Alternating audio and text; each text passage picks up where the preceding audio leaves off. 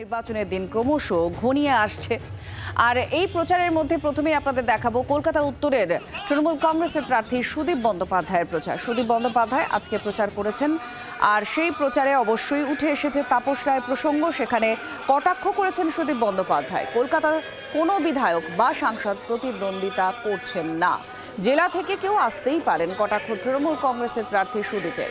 কয়েকদিন আগে বিজেপিতে যোগ দেন তাপস রায়, বরানগরের বিধায়ক পদ থেকে ইস্তফা দিয়ে তারপর বিজেপিতে যোগদান করেন। তারপর তাপস রায় প্রার্থী হিসেবে নাম ঘোষণা করা হয় কলকাতা উত্তরের। বিজেপি প্রার্থীকে আমল দিতে নারাজ উত্তর কলকাতার তৃণমূল প্রার্থী সুদীপ বন্দ্যোপাধ্যায়।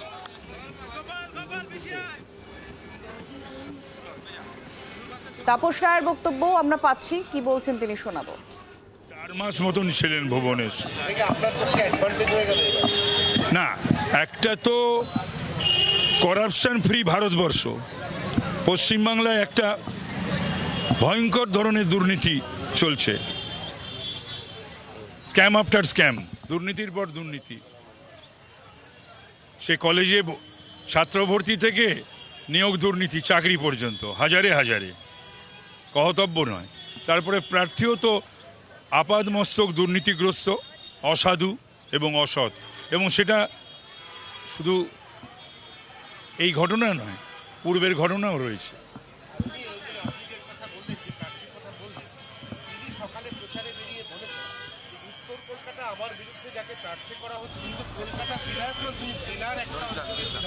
হ্যাঁ, আমি না ছিলাম, বোধহয় জানে না। আমি তো আর যাই হোক, আমি বহরমপুর না, আমি ভূমিপুত্র কলকাতা উত্তরের। আমি বহরমপুর থেকে উড়ে এসে জুড়ে বসিনি। আমি 48-এর কাউন্সিলর ছিলাম, আমি 10 বছর। আমি বিদ্যাসাগর কেন্দ্রের এমএলএ ছিলাম, আমি বড়বাজার কেন্দ্রের এমএলএ ছিলাম। এবং যে ভদ্রলোক এই কথাটা বলছেন তার কিন্তু মুরদ হয়নি 2010-এ সিপিএমের প্রজেক্টেড যে মেয়র ক্যান্ডিডেট 20 নম্বর ওয়ার্ডে, তিনি তখন আমাকে মমতা ব্যানার্জির নাম করে, ওটা আমার ভুল হয়েছিল, আমার একবার যাচাই করে নেওয়া উচিত ছিল, সুধাংশু শীলের বিরুদ্ধে কিন্তু আমি কলকাতা পুরসভার মেয়র পদপ্রার্থী ছিলেন, প্রজেক্ট করেছিলেন লেফট ফ্রন্ট এবং সিপিএম, তার বিরুদ্ধে প্রার্থীটা আমি হয়েছিলাম, তখন ওনার মনে হয়নি।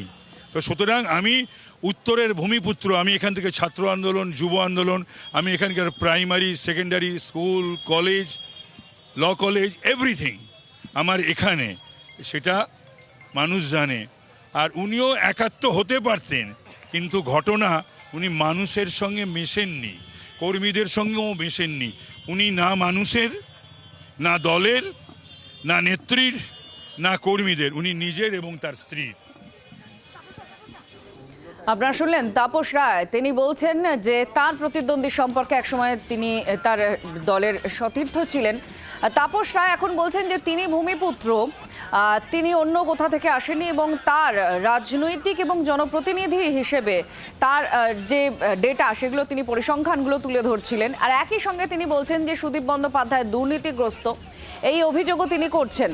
সুদীপ বন্দ্যোপাধ্যায় ঠিক এখানেই তিনি বলছেন যে কলকাতার কোনো বিধায়ক বা সাংসদ তার প্রতিদ্বন্দ্বিতা করছেন না, জেলা থেকে কেউ আসতেই পারেন। আর এই বিষয় নিয়ে সুদীপ বন্দ্যোপাধ্যায় যখন প্রচার করছিলেন তখন তিনি কি বলেছেন আপনাদের শোনাই।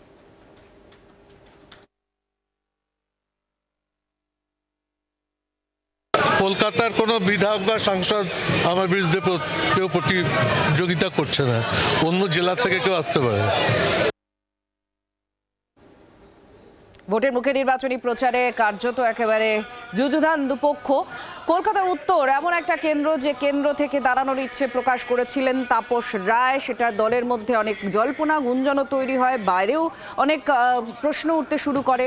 তারপর তাপস রায় তিনি বরানগরের যে বিধায়ক, সেই বিধায়ক পদ থেকে ইস্তফা দেন। তারপরে আমরা দেখি তিনি বিজেপিতে যোগদান করেন এবং কলকাতা উত্তরের প্রার্থী হিসেবে বিজেপি তার নামও ঘোষণা করে।